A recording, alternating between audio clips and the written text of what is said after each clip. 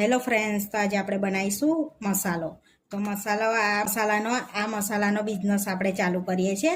તો આપણે હોમમેડ બનાવીએ છીએ મસાલો. તો જો તમારે પણ ઓર્ડર કરવો હોય તો સ્ક્રીન પર નંબર આપ્યો છે, તો તમે પણ ઓર્ડર કરી શકો છો અને મેસેજ બી કરી શકો છો અને કોમેન્ટમાં જણાવજો કે તમને પણ લેવો હોય તો મસાલો.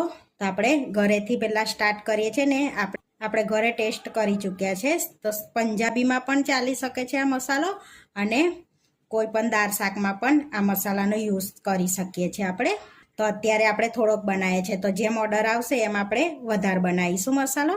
તો અહીંયા સૂકા ધાણા લઈ લઈશું, લવિંગ લઈશું, જાયફળ લઈ લઈશું, જીરું લઈશું, વલિયારી લઈ લઈશું, મરી એડ કરીશું, મેથી એડ કરવાની છે, ચક્રફૂલ એડ કરીશું, નાની અને મોટી ઇલાયચી એડ કરીશું.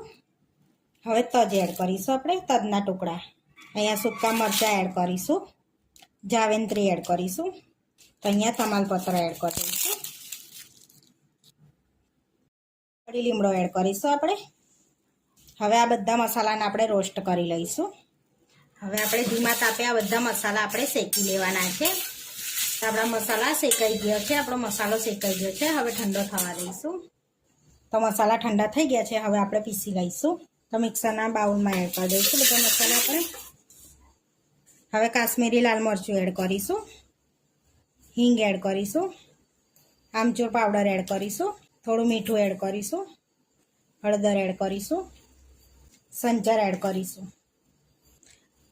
કસ્તુરી મેથી એડ કરીશું. હવે આ બધાને આપણે સરસ પીસી લેવાનું છે.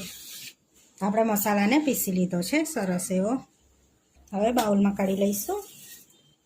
તો આપણે સરસ મસાલો બનીને રેડી થઈ ગયો છે. તો આ મસાલો આખું વરસ બહાર રાખશો ને તો પણ નહીં બગડે. આ મસાલો તેવો ને એવો રહેશે. તો તમે ફટાફટ ઓર્ડર કરી દેજો, તો તમને પણ મળી જશે ઓર્ડર. તો અત્યારે આપણે થોડી ક્વોન્ટિટીમાં બનાવ્યો છે. તમે ઓર્ડર આપશો એમ આપણે તાજો બનાવીને આપીશું. તો ફટાફટ ઓર્ડર કરી દેજો, અને સ્ક્રીન પર નંબર આપેલો જ છે, એની પર ઓર્ડર કરજો.